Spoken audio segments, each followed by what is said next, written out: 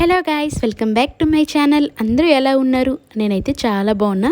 మీ అందరికీ ముందుగా ఉగాది శుభాకాంక్షలు. మనకి ఉగాది అంటే అందరూ ఉగాది పచ్చడి తయారు చేసుకుంటారు. కానీ చాలామందికి ఉగాది పచ్చడి ఎలా చేయాలో తెలియక దానిలో అనేక పదార్థాలు వేస్తూ ఉంటారు. కానీ మన అమ్మమ్మలు, నాయనమ్మలు ప్రాచీన పద్ధతిలో ఒక ఉగాది పచ్చడి చేసేవారు. ఇప్పుడు ఆ ఉగాది పచ్చడిని మనం చూద్దాం. దీనికోసం ముందుగా ఒక నిమ్మకాయ సైజు చింతపండునైతే తీసుకుందాం. దానిని ఇప్పుడు వాటర్ పోసి ఒకసారి కడిగి పెట్టుకుందాం. ఎందుకంటే దానిలో ఇసుక, దుమ్ము అలాంటివి ఉంటాయి కాబట్టి అవన్నీ పోతాయి. ఇలా ఒకసారి కడిగిన తర్వాత మళ్ళా వాటర్ పోసి చింతపండునైతే నాననివ్వాలి. మనకి ఎంతసేపు నానితే అంతసేపు చాలా బాగుంటుంది. ఒక అరగంట నాననిస్తే సరిపోతుంది. ఇప్పుడు ఒక మామిడికాయని తీసుకొని దాన్ని కడిగి పైన చెక్కు తీసి రెడీగా పెట్టుకుందాం. ఎందుకంటే మనకి ఉగాది పచ్చడిలోకి ముక్కలు వేసుకుంటే బాగుంటుంది, చెక్కుతో బాగోదు కాబట్టి.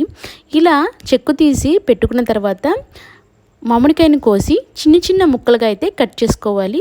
పిందెలు దొరికితే ఇంకా మంచిది.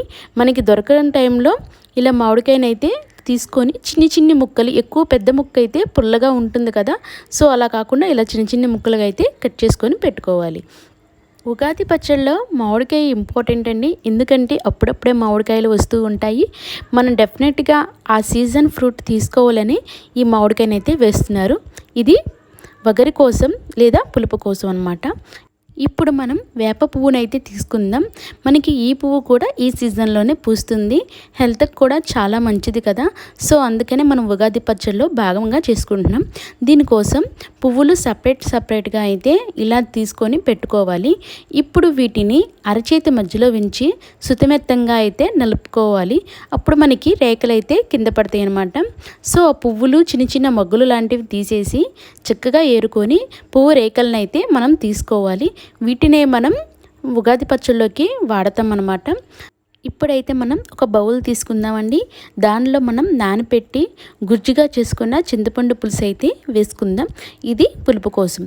ఇప్పుడు మామిడికాయ ముక్కలు వేసుకుందాం. పులుపు వగరు కోసం అండి ఇది.